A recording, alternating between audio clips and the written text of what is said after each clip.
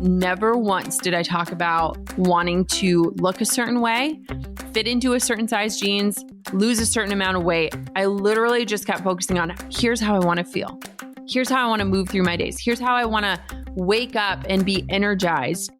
Hey, my name is Jenna Kutcher, and I am obsessed with all things business, marketing, numbers, and helping you to navigate both the messy and the magical seasons of this thing called life. I'm a small town mama who took a $300 camera, grew a successful photo biz, and now I work from home and run a 7-figure online business. I teach you the tried and true secrets to building a career you adore. Shy away from the real talk? No way. Money, hardship, growth, loss, and marketing are all topics we discuss here. Think of this as your one-stop shop for happy hour with a gal pal mixed with business school. Pull up a seat, make sure you're cozy, and get ready to be challenged and encouraged while you learn. This is the Goal Digger Podcast. You know, I had a really peculiar experience starting this year off, and it was interesting to me because most of the time when I'm setting my New Year's resolutions or creating a vision board or having goals for the year, I often feel this kind of sense of maybe defeat or disappointment in what happened over the last year. And this time around, there was one area of my life that was just really transformative for me. It's something I've talked about on the show before, but something that I followed through on for the entirety of last year, and the results have shown. In fact, the results have had you asking me questions every single day. And the topic that I'm talking about is my health. Over a year ago, I kind of made this decision that I wanted to move through life in a different way. I wanted to feel differently. I wanted to feel vibrant in my days. And my word of the year last year was the word vibrant. I didn't want to just look vibrant. I wanted to feel it. I wanted to embody it. I wanted it to be something that people noticed. And boy, did you guys notice. And it was really interesting kicking off this year and looking at the last year and feeling really proud of myself because my health transformation took an entire year, and it's probably going to take the rest of my life. And when I get really deep on why it finally stuck and why last year I actually achieved that goal of feeling vibrant, I look at so many different factors, from nutrition to exercise, to different health devices, to the people that I brought into my life to help advise me on my health. And so today I'm going to be answering your biggest questions when it comes to health and habits. Things like what I eat in a day and the devices I use and how much all of this costs. I'm going to dive deep into this, and I am so excited to answer your biggest questions about my health journey in today's episode.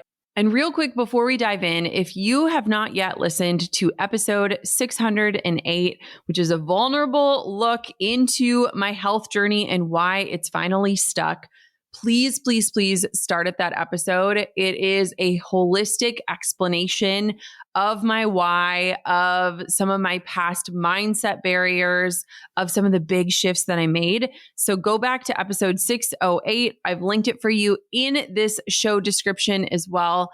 And that would be a beautiful place to dive into before you listen to today's episode. But without further ado, let's dive on in. You had questions, and boy, do I have answers. Here we go. If you need a new, interesting, and inspiring podcast to add to your rotation, well, you've got to check out No Straight Path, hosted by Ashley Menzies Babatunde, brought to you by the HubSpot Podcast Network. You might recognize her name. Ashley was a guest on Goal Digger last year, and it was so awesome to hear her story and why she started her show. By shedding light on the stories behind the shiny resumes and social media highlights and job titles, No Straight Path aims to humanize success from the millennial perspective. Featuring guests from all walks of life, No Straight Path aims to inspire conversations around the nuanced perspective of success. Listen to No Straight Path wherever you get your podcasts. Before we dive into the show, I just wanted to start off this episode with saying that I know that health is really complex for a lot of us, and it's not even just physical. A lot of times it is mental and emotional. And so if you are at a place in your life where this sort of conversation isn't helpful, I highly encourage you to listen to any of the other episodes on the podcast.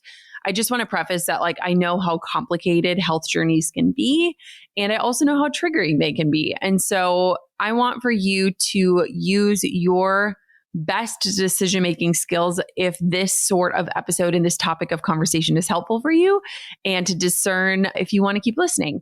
And I also want to state that I am absolutely not a medical expert, nor a doctor, nor am I offering any health advice. I think that should be obvious. I am just someone who always loves taking people on the journey. And this has been one that I literally get asked about every single day. In fact, it's sometimes annoying because I'm like trying to talk about something highly unrelated to health, and all I get in my DMs are, how did you lose weight? What do you eat every day? How did your skin get clear? All of these questions. And so I wanted to create this episode as kind of this landing hub for a lot of the questions that I get asked daily. But I also just want to note that while I am not a medical advice giver, I am just a person who has been on this journey. I did consult with my amazing nutritionist, Bridget, on some of the questions that you guys had, just to get her context and her perspective. And so I wanted to run everything through the lens of a professional. But again, this is not medical advice. This is just my own experience. So first, you guys had a lot of questions about exercise, and I shared this in a recent episode, but my word of the year for this year is strong. And it's not just about being physically strong, though that's a part of it. I also want to feel strong in my convictions, and I want to feel strong in the direction that I'm leading my business in. And I want to feel strong as a mother and a wife. Strong is my word of the year. And part of this is that last year, exercise was something that wasn't a huge part of my life. I think a lot of times, especially for me, when I am like postpartum and breastfeeding, which I am still breastfeeding right now, my energy like goes into every place of my life before it goes into exercise. And I am curious. I don't know if it's just a me thing or if it's normal, but I'm very curious to see what my energy levels and what happens with my hormones when I do stop nursing Quinn. But for the current time and for the foreseeable future, I am going to continue our nursing journey. And it's kind of interesting because before I had children and before my body went through pregnancies and childbirth, I loved like super intense workouts. Drew and I have run 2 full marathons. I used to do CrossFit 5 days a week. And I now crave gentle workouts. For me, like the ideal workout is like a 20-minute bar class followed by like light weights and arm movements or abs. I crave walking on a treadmill at an incline. I crave lighter spin classes. Like, I don't know if this is something that will just follow me for the rest of my life, or if it's just because I'm kind of still in that postpartum period of my life. But like, I crave like gentle workouts where I am like thanking my body and strengthening my body and not like punishing my body.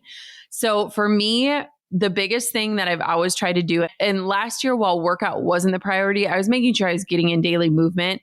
It was interesting because I wear an Apple Watch mostly so that I don't have to have my phone on me all the time.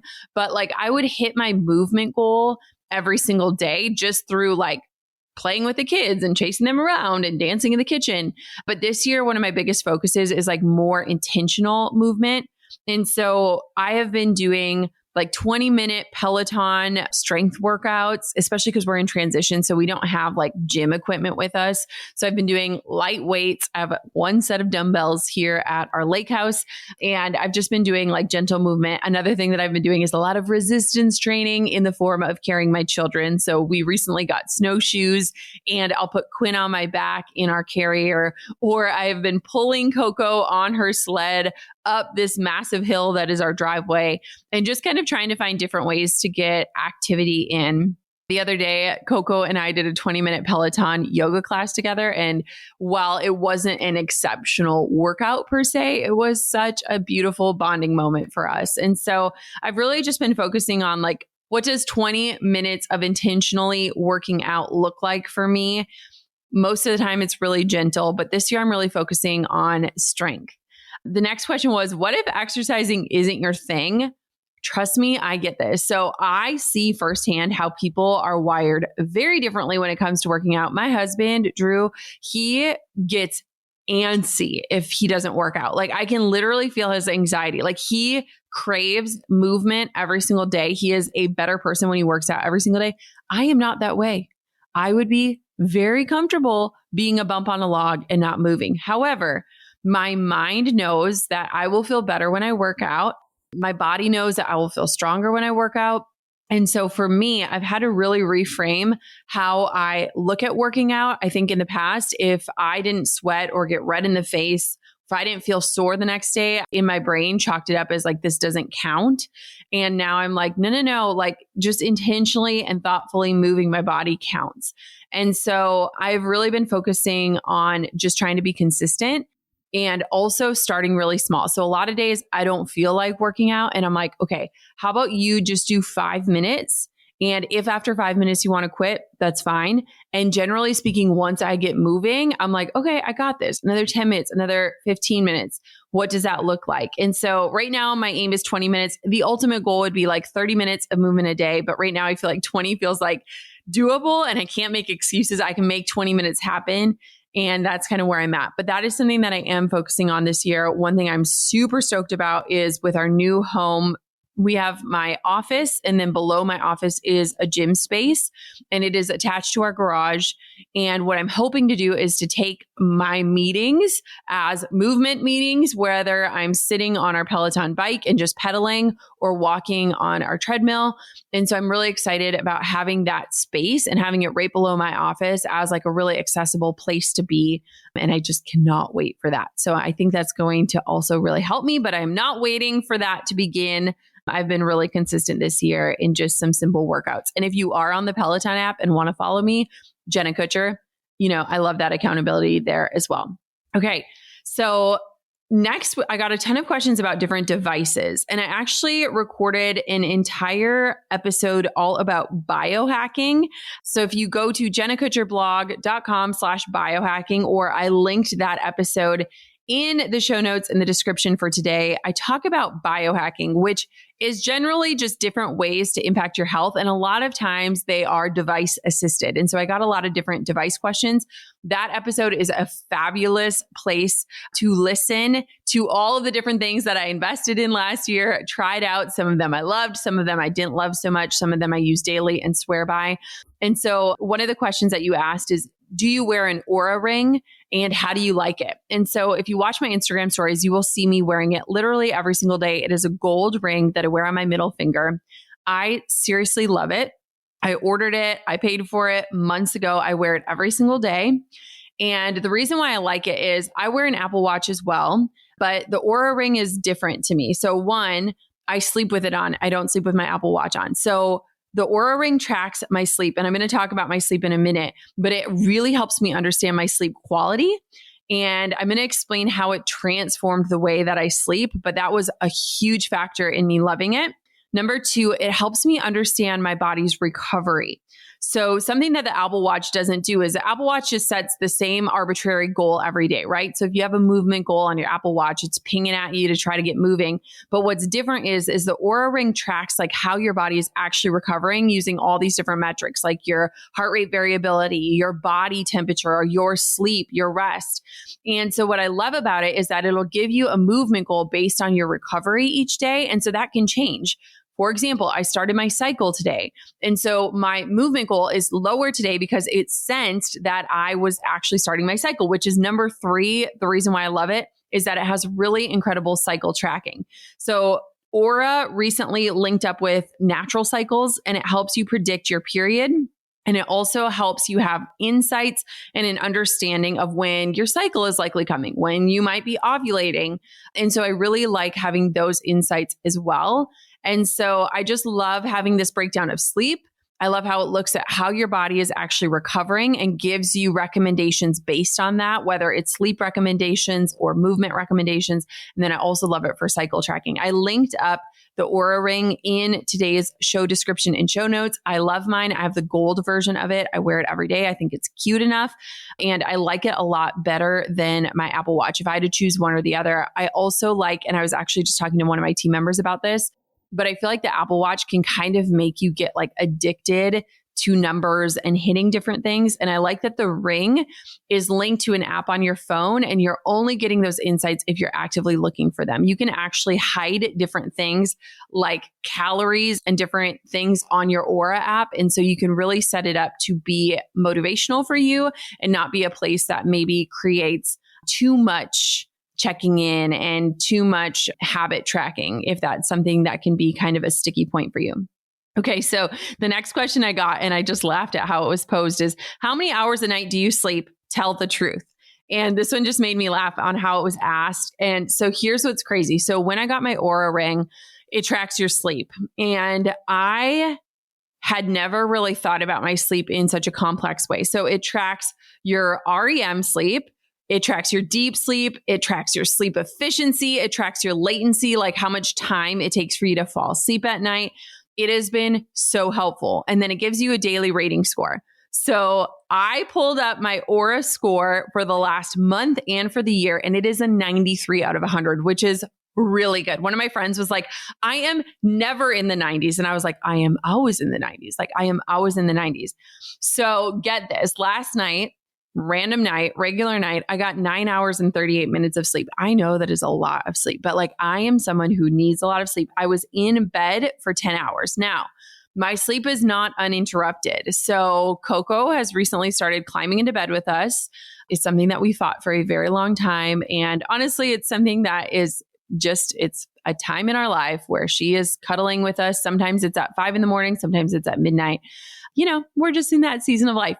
And so I am not getting uninterrupted sleep, but I'm getting really good sleep. And part of that is that the ring has reminders that send to my phone. So like at 8 p.m., it's like time to start winding down. Drew and I, our goal is to be in bed by 9:30 at night, to be sleeping before 10 o'clock. And then we generally wake up around 7 a.m.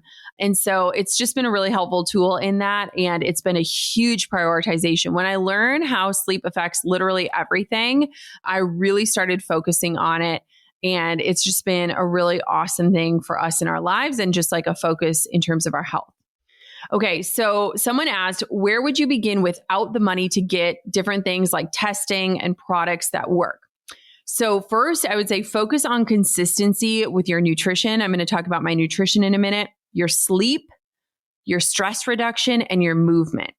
And I have found, and I've learned, the science of this is like setting one small goal at a time and then starting to show up for yourself and building your self-belief that you can be consistent. One benefit of lab results, and I'm going to break down my lab results in a little bit, is that they help you better understand the value of committing to lifestyle changes in order to move the needle on your internal health. So a lot of times, if you're looking at health and you're like, gosh, like, I don't even know where to begin. If you can't afford getting lab work done, and I'm going to explain why that's important, then jump to the next step of just focusing on consistency to start to get some of the outcomes that you want. Consistency is such a huge thing. And I think that confidence comes from you being consistent. And so if you can start to follow through on some of your own goals and build up your confidence, that confidence is going to help you carry you to become more consistent. And then the other piece of this is if you have traditional insurance and you can get things like annual physical covered, if you can ask your doctor to do different blood work and to ask for different biomarkers in your blood work, these can usually be covered by insurance. And so there are different ways that you can do this. And I'm going to kind of walk you through what I did with my lab work, but I had to pay out of pocket because I don't use traditional insurance. However, if you are able to leverage things like an annual physical and ask for different blood work to be done, you can start to collect some of that information and that data that will help you to understand where you can focus first. So following up on that question, so someone asked me like, what blood work panel did you do? And I actually get asked this a lot. So a year ago, I started working with Bridget. I'm going to link to some of her resources that you can check out in today's show notes and show description. And one of the first things that she did was a comprehensive blood panel. So this included basic markers that many doctors look at like cholesterol, but it also went much deeper because a lot of doctors in conventional medicine often tend to order the bare minimum. In fact, I just recently ordered blood work for both of my parents. They were amazing. And I was like, hey, like, understanding your labs is such a huge piece in your health. Like if I paid for it, would you be willing to just do basic lab work so that we can see where your values are and maybe figure out how we can optimize your health? And they were both like, sure, let's do it. And I've just really realized like how important our blood work can be. And so whether you have to kind of go the more general route with your regular doctor, if that's an option for you, or you have the ability to ask for specific biomarkers, it can really make a huge difference in knowing where your body is at and also then seeing the improvements and seeing the rewards of what you're doing. We also did an organic acids test that look at nutrient deficiencies. And this was really big too, because when we did this a year ago, I was, newly postpartum. My body was kind of out of whack. We wanted to kind of figure out like, where do I need to focus in terms of nutrients? What kind of supplements do I need? We also did a fatty acid profile. I might be pronouncing this next one wrong, but this is where Bridget helped me on preparing for this episode. Nutrigenomics, I think. Nutrigenomics testing. This is why I have experts in my life that help me with this stuff, which is essentially a comprehensive genetic testing that goes more in depth than just the DNA methylation testing that I did. So I did at the beginning of last year a DNA methylation test, which shows where there are different breaks in my genes that can be impacted through supplementation. And this was actually really huge. I also got this from my parents recently just because it was a game changer in understanding my DNA and my makeup and how to support where I have DNA breaks just based off of my parents and how I am. On top of that, then Bridget ordered this additional testing that kind of shows more. We're waiting on the results of that one. So this was just a recent one that we did. But these are all of the different panels and testing that we did. Again, a lot of these are extra. However, I have found that this sort of information that is so specific to me has been super helpful in me buying into what I need to do in terms of not just having general basic health knowledge, but having knowledge that is like, this is why your body is the way it is. This is why you need these certain things that maybe everyone else doesn't need. Okay, so someone asked, what are the 5 most significant changes in your labs? And Bridget helped me with this one. So first, lower inflammation. So 2 markers that measure inflammation improved significantly in my labs over the last year. And let me just tell you too, seeing improvements in my labs was so motivating. It was so much more motivating than just looking at myself in the mirror or seeing the scale change. I wanted to know, like, how are my insides doing? How is this actually, like, how is all of this work actually changing my insides? So HS, CRP, and homocysteine, they went from moderate range to the lowest, most optimal range possible. Bridget was like literally blown away. This was a huge one. And you know what's really interesting is when I look at past videos and photos of myself, I feel like I notice the inflammation. Like I notice that I look inflamed. And so that was really huge to see that I went from this moderate range to literally the most optimal range on both of those factors. I also was able to lower my fasting insulin, which indicates better insulin sensitivity. When Bridget came on the podcast and when I talked about my health journey, I talked about how I was basically like insulin resistant, like my body was not reacting correctly. And so seeing that my fasting insulin got lowered significantly, that was very, very motivating to me. My triglycerides cut in half. I honestly don't even know what that means, but Bridget wrote that down as something that's important. So that's great. My fatty acid profile improved significantly.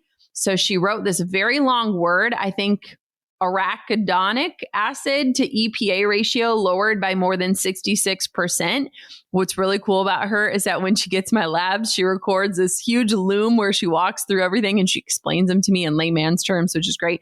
And then my cholesterol lowered by 50 points. I honestly feel like a 60-something-year-old man talking about cholesterol, but hey, look at the proof is in the pudding. I got massive results. So for anyone that's in the medical world that's curious about what improved, those 5 things were massive improvements over the last year. And while I don't fully understand all of those things and those big words, I know that it was amazing to see the scales on my blood work go from red to green. Like that was really, really encouraging. So after that, the question was, what was the biggest way that you helped with your insulin resistance? So people were kind of asking about that topic. And that was honestly a really big focus for me. It kind of freaked me out when I learned that my body was literally not like processing correctly.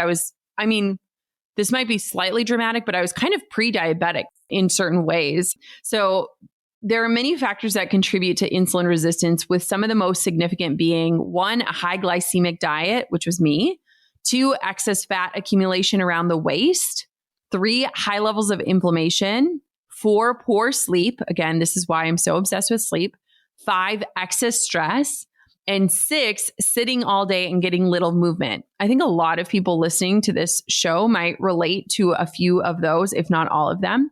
And the biggest key when it comes to food is eating lower glycemic foods. So less refined carbs. So if you've been listening to this show for years, you know that like I used to talk about my absolute love and adoration of macaroni and cheese.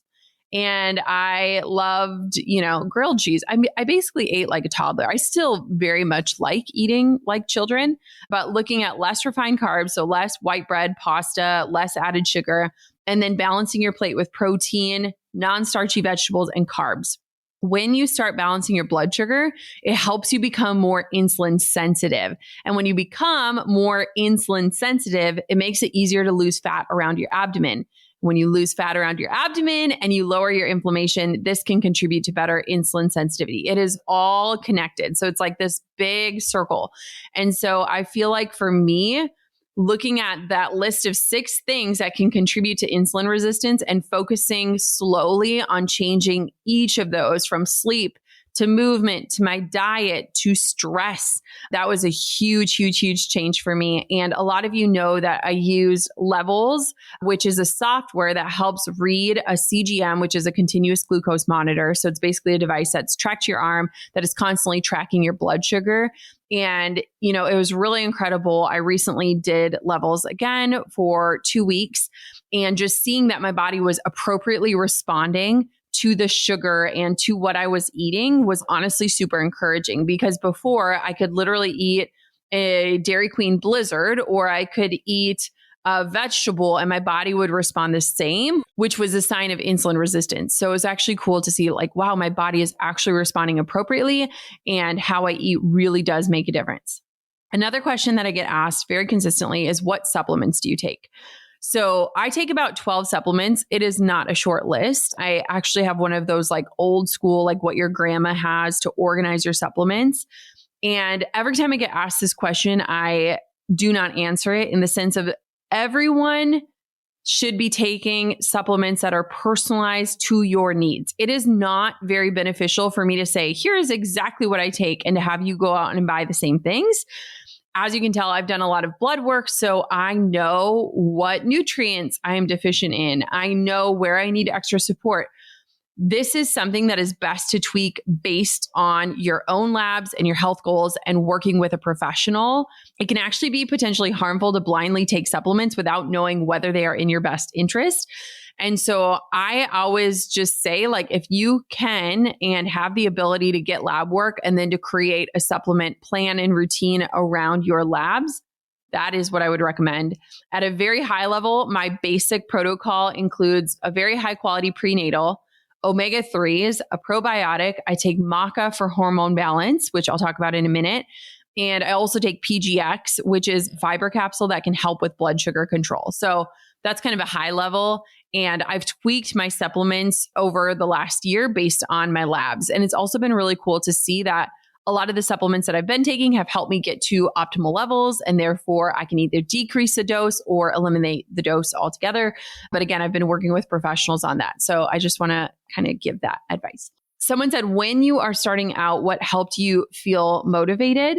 Again, episode 608 really dives into my why behind all of this. And I think why this journey actually stuck this time, and why I'm still super gung-ho about it. But, in a TLDR fashion, my big desire last year was around energy. I honestly felt really anxious at the beginning of the year when I realized, like, having a second kid, I now have a toddler to chase, a newborn to feed. Plus, I have these really ambitious goals for my year. Last year, I launched my book, which took extreme effort and concentration and energy. And I wanted to be the best mom that I could be. And so for me, I really had to focus on how I wanted to feel And that really transformed how I showed up and why I stuck with it. It was not about what I wanted to look like. In fact, I remember the first call that I did with Bridget, we talked for 20 minutes about what I wanted the outcome to be. And never once did I talk about wanting to look a certain way, fit into a certain size jeans, lose a certain amount of weight. I literally just kept focusing on here's how I want to feel. Here's how I want to move through my days. Here's how I want to wake up and be energized. And so I think that motivation, oftentimes we're linking it to this like external visual instead of like this internal feeling. And that really pivoted things for me. We all have bad habits. My bad habit is that I work with a million tabs open. Like literally, as I'm talking to you, I have so many tabs open. I can't even see what the tabs are. I am the worst. Does anyone else do this? Now, the thing is that bad habits tend to find their way into our businesses too.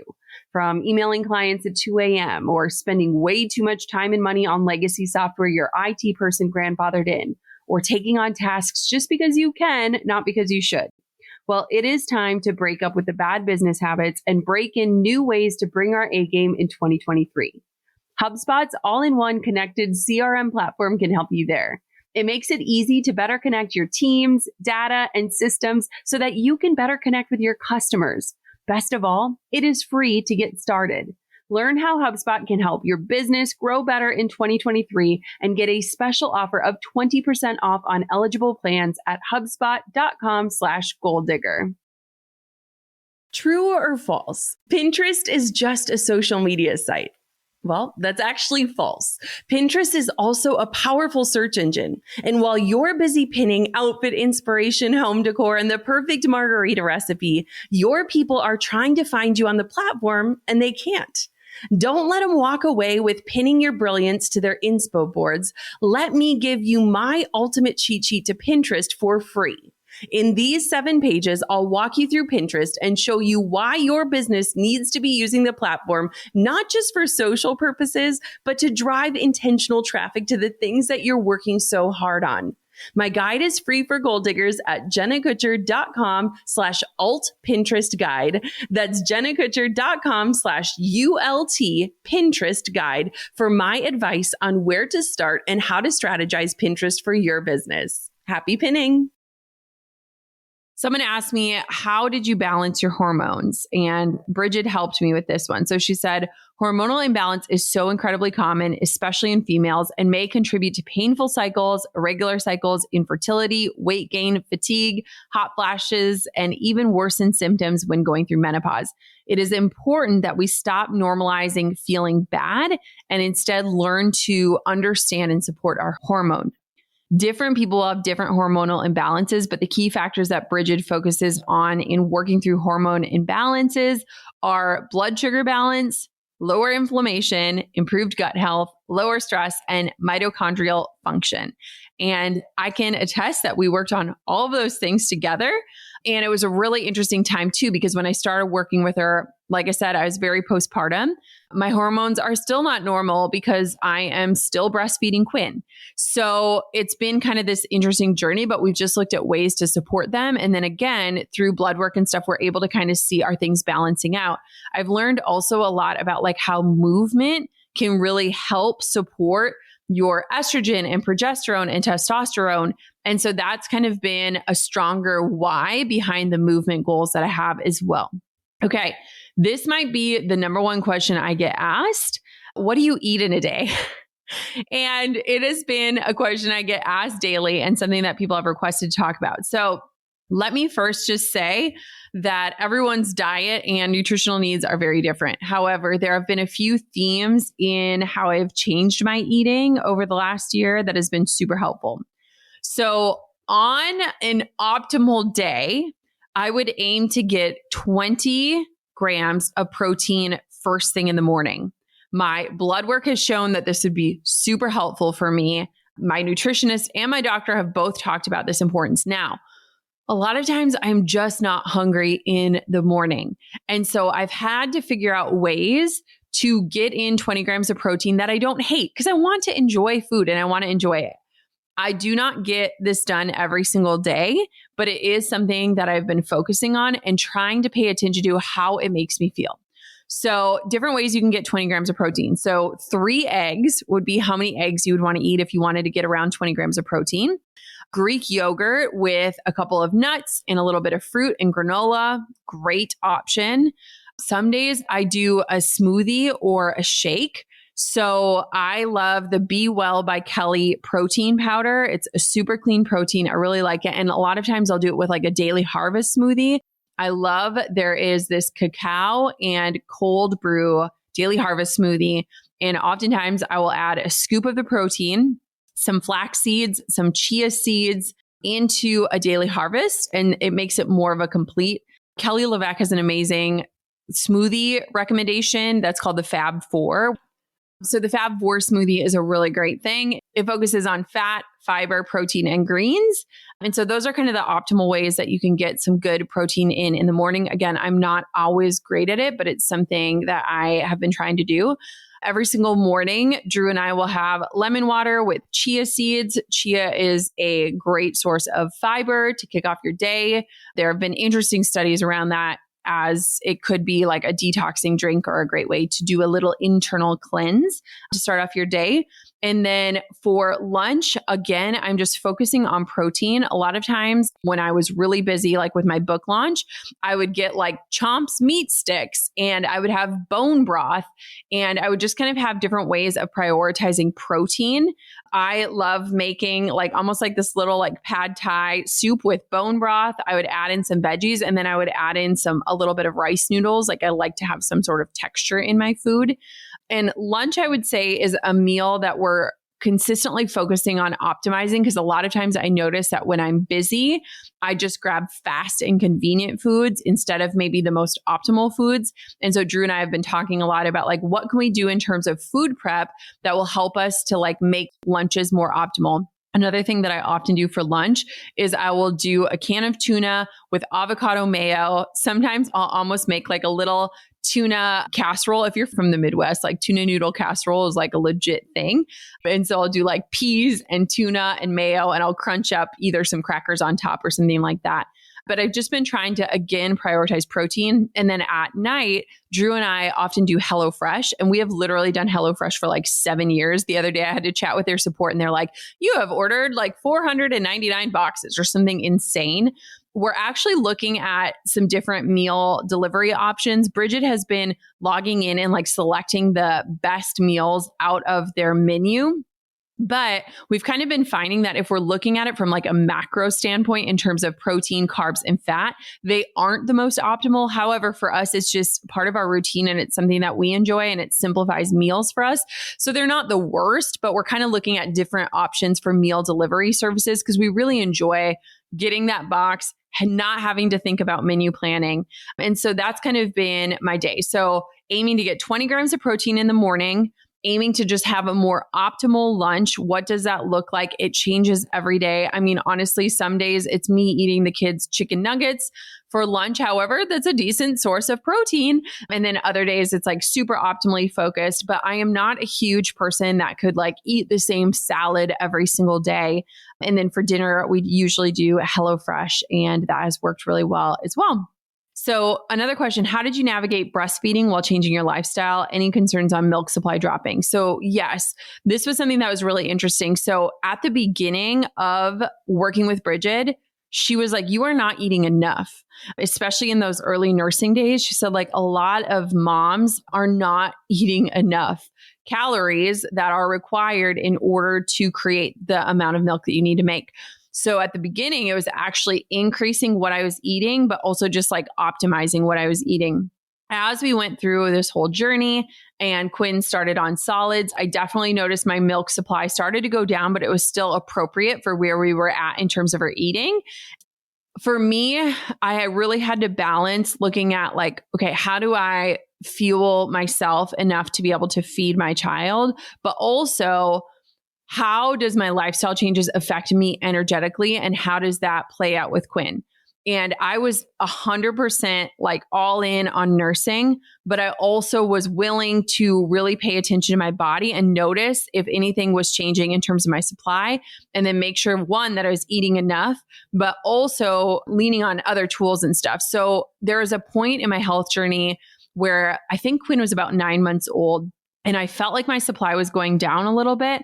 And it was like a number of factors. So I wouldn't blame or pinpoint one thing, but I was like, I think that we need to just give her at least one bottle of formula a day because my supply is going down. I did all the things to try to raise it back up and it just wasn't going up. And I felt like my body was leveling out in a good way. And so then Drew, every night, he would take the Dream Feed and do one bottle of formula. And that kind of was almost like a supplement for her. And so I've focused on my milk supply and I've made sure that it's been consistent and exactly what she needs. But I've also leveraged other tools instead of stressing myself out, because with Coco, I didn't use formula or anything like that.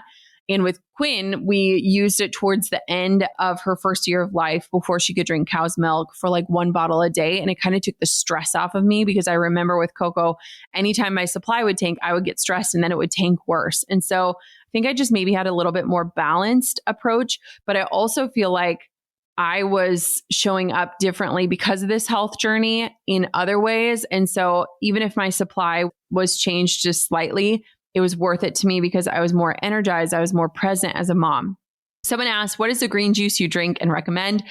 I am not paid by this company. I wish I was because they do a lot of podcast sponsorships, which is probably where I heard of them. I drink Athletic Greens or AG1. I've heard about it on a million different podcasts. I am a paying customer of it. And here's what's interesting. Some people don't really like the taste. I actually don't hate the taste. In fact, Coco likes it. So whenever I make one, she's like, Mom, can I have some? And she'll have like a little cup with some in it.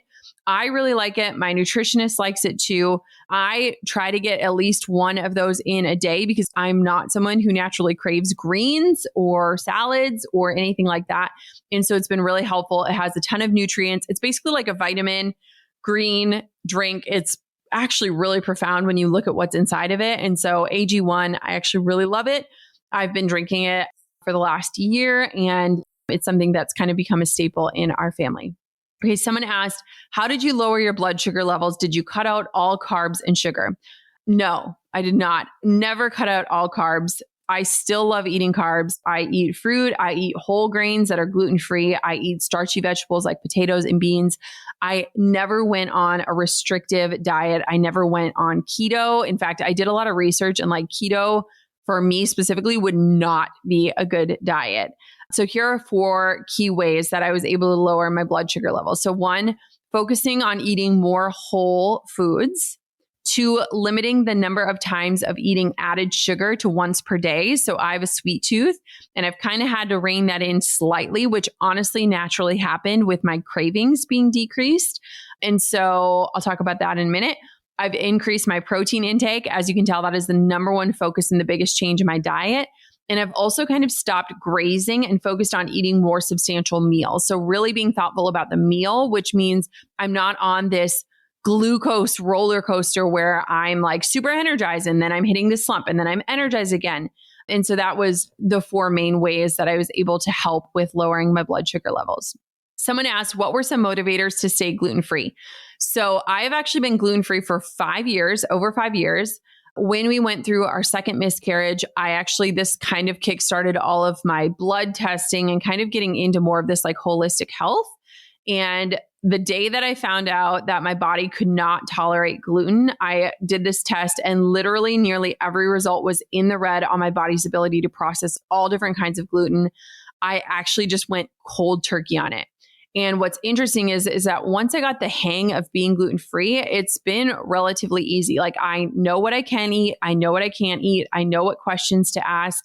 My family has been incredibly accommodating, which is really awesome. Both me and my sister are gluten-free. And in situations, if I don't know if there's going to be different options, I always have snacks with me. It's really interesting because I'm honestly not even really tempted by foods with gluten because I just know that I'm not going to feel well. And that has just been honestly, once I know something about my body and I really see like, hey, there is proof or evidence that you need this or you don't need this or this doesn't work with your body. For me, it's a lot easier. So that's why like lab work has been a big part of my learning because again, I could learn all the generalized health knowledge in the world. It just doesn't stick the same unless I know like here are the actual values and here's what your body is telling us. And so I've been gluten-free for 5 years and I'm very used to it at this point. Someone asked, do you think you'll go back to drinking occasionally or are you good? So for those who don't know, I actually fully eliminated alcohol August 5th. I still remember the day. I was in Arizona with one of my best friends.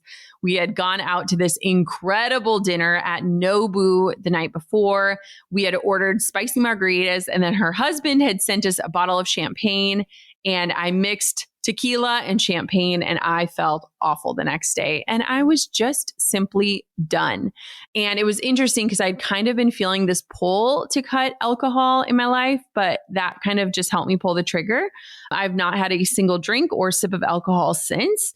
And it was never really a part of my plan or even a part of my vision board. But I honestly have zero intention right now at this stage of my life to reintroduce drinking or even casual drinking.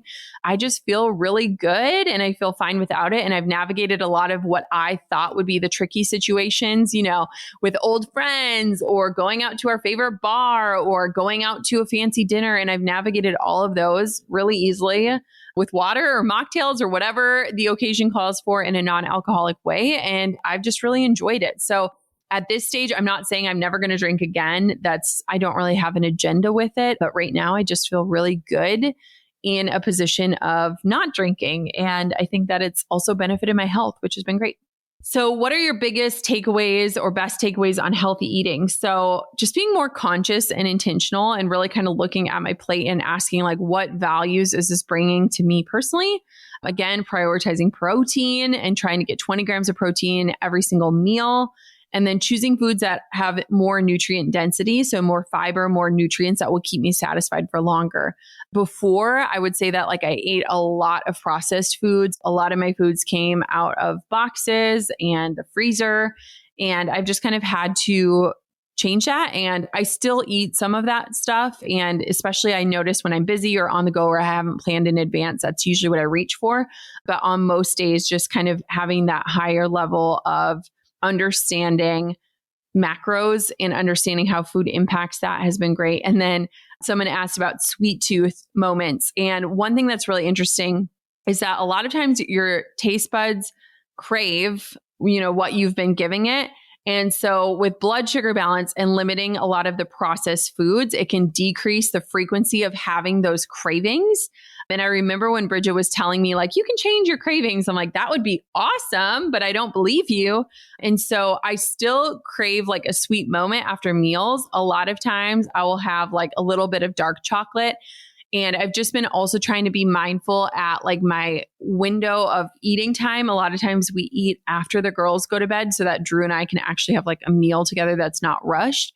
And so just kind of making sure I'm not having a dilly bar at 9 p.m. and then going immediately to bed, just kind of figuring that out for me. And so having dark chocolate in our freezer is probably the best thing that we do. And then lastly, on the topic of food, favorite snacks to have on hand. So even in my vicinity, as I record this right now, I have meat sticks. So I love the Chomps brand, those meat sticks, and even Coco likes eating those as well.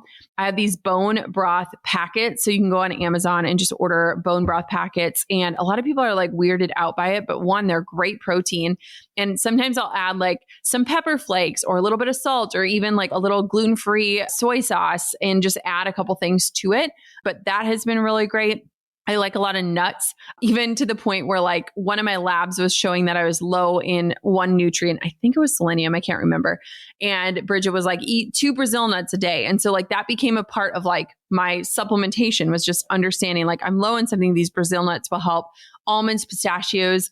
Some of my maybe weirder vices that aren't super optimal, but still helpful are Built bars. It's a protein bar. It tastes like a candy bar. It's probably not the best option, but it's better than an actual candy bar. And it has 20 grams of protein. Quest chips, again, more processed. However, 20 grams in a bag of chips.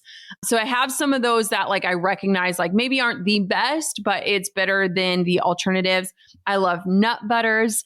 So things like that. And one thing that's been really great is making sure I'm stocked up on those as the first option. And so even today when I came over to my office to work, I grabbed a meat stick and I have these things at my disposal. So those are the things that I grabbed for. Okay. The last kind of section of this episode is just more mindset related. So someone said, how do you struggle with losing weight or being healthy and not falling back into diet culture ways? And this has been huge for me. I've struggled in the past with like very restrictive eating, verging on like eating disorder type tendencies. And so I was really freaked out as well about that. And a lot of it had to change. Instead of looking at like what I cannot eat or what I am restricting, being empowered in what I am choosing to eat and having that confidence in those choices and those decisions. And so kind of changing my mindset on those things. And instead of saying like, I can't eat that, like I am choosing to eat something different. And so I've really had to reframe a lot of that. And also like, I am not following a specific diet. And so when people ask me every single day, like, what are you eating? What are you eating? What are you eating? Like, I can't say like, hey, I am doing this diet where I eat exactly these 3 things every single day. I don't do that. Like, I can't do that. I don't want to do that. That doesn't sound fun to me. It's probably not great for my body. So it's been really interesting because I'm not counting calories. I'm not counting carbs. I'm really, truly just focusing on prioritizing the right things and just being more mindful around that. And so that has been really huge for me. And I would say like, pay attention to what triggers you and also pay attention to like what empowers you and leveraging that. And the next question was, how do you stop emotional eating? And I talked about this in episode 608. But one of the biggest questions that has helped me so much is asking myself, what would the healthiest version of me choose right now? I gave the example of when I used to fly, every time I get on a plane, I would drink Diet Coke, which is so weird because I don't drink Diet Coke anywhere else, but I just like started to correlate flying with Diet Coke. And I remember when I was starting kind of this health journey, I was on a plane and the flight attendant asked what I would want to drink. And I had this moment of like, what would the healthiest version of me choose right now? Water. I would choose water. And so that question has really helped. The other piece is that I used to always look at food as a punishment or a celebration, which meant that every time I was eating, it was emotional, right? And now I'm eating to fuel myself. Now I'm eating to give myself energy. And so again, I dive into this in episode 608, and I think that'd be an awesome place to start. But I often ask myself, what would the healthiest version of me choose right now? And that has just been a really great question to help me avoid emotional eating and to kind of get more in tune with my emotions and how they affect what I am craving and why I'm craving it. Of all the changes you made, what are the top 3 that made the biggest difference? So number 1, focusing on how I wanted to feel and not look was huge for me. Losing weight was a byproduct of all of the health changes I made over the last year. And those health changes started off of how do I want to feel? At this point, I've probably lost about 40 pounds from where my status quo was of like before I was pregnant weight. And it's crazy to me because I probably haven't weighed this, I don't know, maybe since we got married and I was really restrictively eating to fit into my wedding dress and to look a certain way. But it's crazy because again, focusing on how I want to feel. And that is still the key motivator for me every single day is like, how do I want to feel?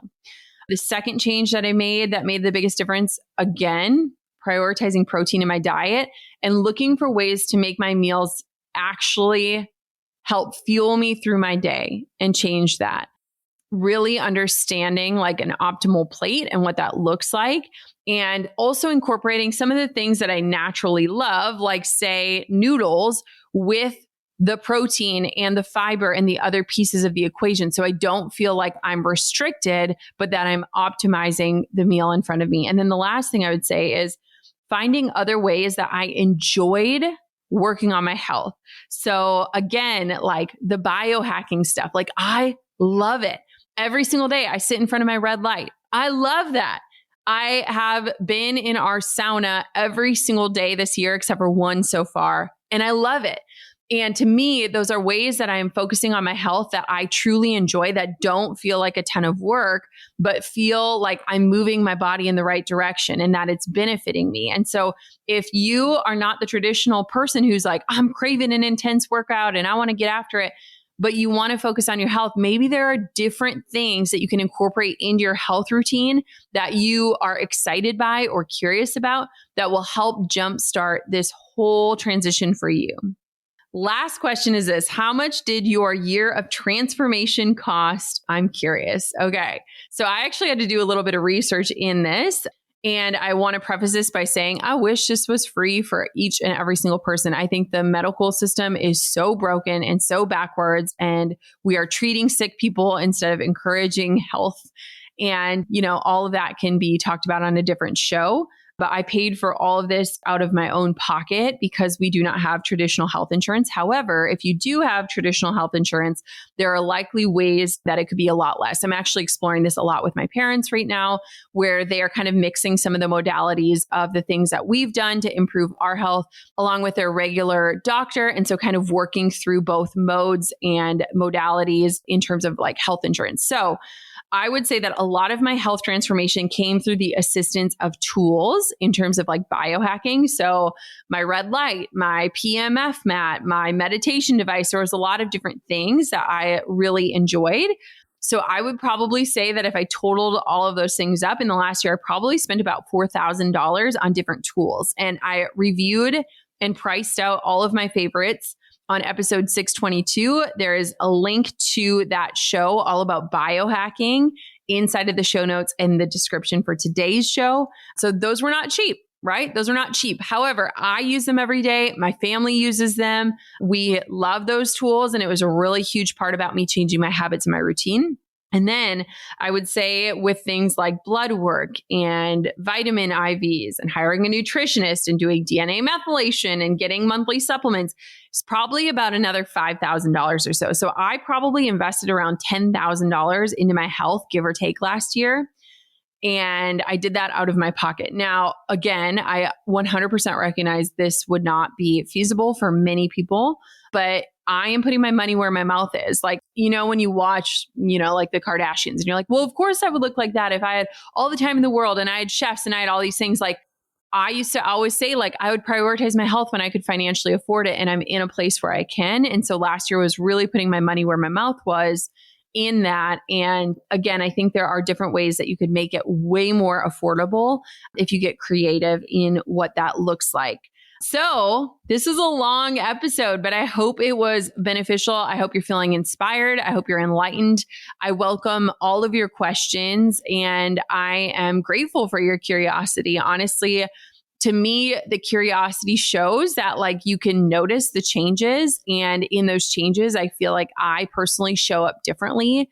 And I'm proud of that. I'm really proud of how I stuck with it over the last year and how I have no plans to stop, because once you finally feel good, you never want to go back to not feeling this way. Now that I know how good feels, I never want to go backwards again. I never want to go back to that place where I was always exhausted and tired and never had enough energy. And so I hope that this episode inspired you. I've linked to a lot of the different shows and references and different resources in the show description and the show notes for today's episode. And I guess all that's left to say is until next time, goal diggers, keep on digging your biggest goals. Thank you so much for tuning into another episode of the Goal Digger Podcast. And thank you for being a part of my life and my journey. I'll talk to you soon. I'm over here giving you a virtual high five because you just finished another episode of the Goal Digger Podcast. Did that go by way too fast for anyone else? If you want more, head over to goaldiggerpodcast.com for show notes and all the discount codes from today's sponsors. And if you're looking for a new crew of movers and shakers like you to bounce ideas and ask questions, be sure to join my exclusive community for goal diggers on Facebook. The link's waiting for you at goaldiggerpodcast.com.